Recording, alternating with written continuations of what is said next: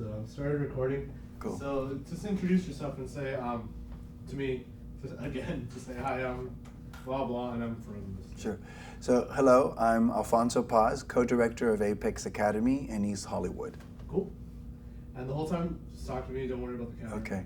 So the first question is, I know he kind of went over it a little bit. What knowledge and/or skills from your experience with us stands out as something important to you? One of the biggest things we've been doing it for 2 years, but I would say one of the things that for right now that has really caused, I think, a huge shift for our school has been the concept of value. So there's all these different ideas, all these different programs that Isley has showed us. I look at it as that's the science, and then the art is the passion and the person and the individual. There's a lot of great science. There's also proves that all these interventions will work. But there's the resistance, and it doesn't seem to get beyond that. I've been pushing, and I've done everything from extra pay, all these different things to get my teachers and different staff members to buy into these interventions. And then we shifted this year and started having conversations about value first. You know, what is the value?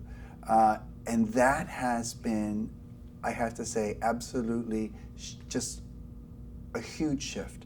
Not that the resistance has stopped, because it's still there, but it's been tempered.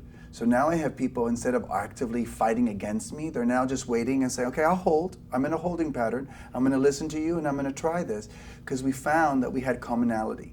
And the commonality was that we both value our students. We both value that we want to help deal with poverty. And that this science, in this particular case, these instructional walkthroughs, will give us more information and help, because I value it. That has been just huge, that value shift. And having that conversation at the beginning of an intervention versus talking about the intervention first has been huge. Awesome. And I apologize ahead of time. You see my eyes while I'm playing. No, that's okay. Drifting back and forth. This is levels to check at the same time. It's okay. But I'm listening, don't worry. So number 2 was, what about number 1 stands out? But I think you explained that already. Okay, so number 3. Think about the workshops you attended with this grant. And share a story about something you tried and what happened. The instructional walkthroughs, I always have to say, going back to that, has been just absolutely fundamental. We let everyone know we were walking to each classrooms. I mean, you could have heard a pin drop when we, like, oh my God, we're gonna all walk in every day. We're gonna do this once a period. I mean, and then to constantly try to make them know this is not evaluative. I'm not going to evaluate you. And they're like, you're the director of the school. You're walking into my room and it's not going to be evaluative. So part of the shift there was like, no, we're all doing this together. No one's not doing it. It's not just my voice. And again, at first there was hesitancy, but before I did that, we had this whole conversation about, we shared these walkthrough data that we had been doing, Stephanie and I had been doing, and everyone agreed on the data. They didn't like the data. They wanted to give excuses about the data. But again, we all agreed that what that data was showing, that there needs to be improvement here. And so then, like I said to them, in the past, the improvement was me giving you notes. How many of you want me still to give you notes? Nobody wanted me to give them notes anymore. I'm like, so how about this is where I'm trying to shift.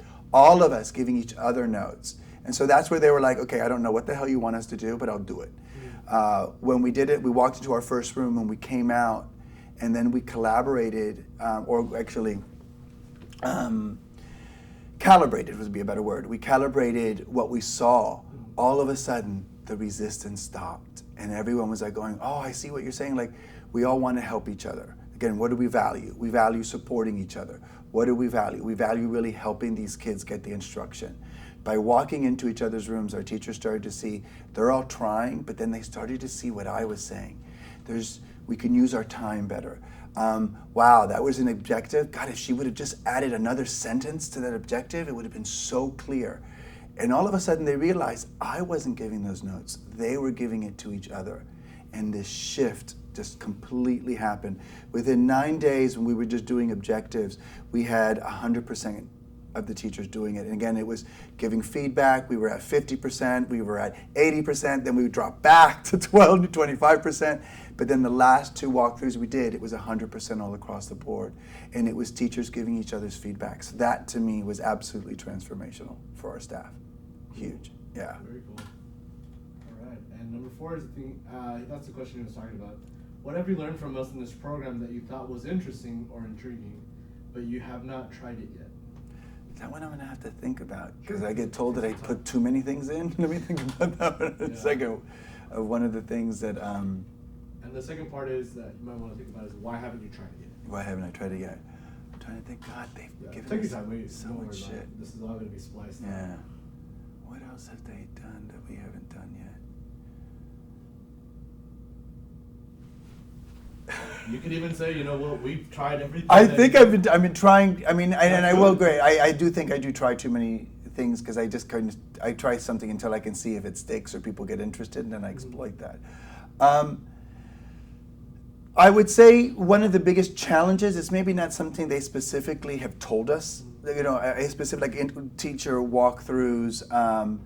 One of the things that I think I'm still struggling with is me letting go and allowing more people to take on leadership roles. I have been doing it more and more and more. It's still something that I need to do more. And the best example I can give is this first week at school. I've turned over so much responsibility, and I thought I have achieved this sort of thought that ISLE keeps asking us to do. When can you share your leadership? How do you share your leadership? And I thought I had do a really good job, and this first week ended, and it felt like 3 weeks. I was going everywhere, my time, and then I had to stop and reflect with Stephanie on Thursday, and she goes, okay, I see you've turned everything over, but you're exhausted, so you still need to turn over more. So I still need to turn over more. I still need to learn to share more of my leadership and be comfortable in other people making decisions about a program that I helped found, and that I have to let them, oh wow, it just came to me. I have to let them make the mistakes. And I'm still sort of, that's my biggest fear. You know, can they really break it that I can't put it back together again? And I just did it again. Notice I said, I don't have to put it back together again. They have to put it back together again. And so I guess that's the biggest thing, that sort of an idea that ISLE keeps saying, this shared leadership, and I'm still working toward that. So I don't think, I still think I have a lot of growth on sharing that leadership. Yeah. Cool. Yeah, that's it. Perfect. Yeah. Perfect. All right, I'm gonna cut.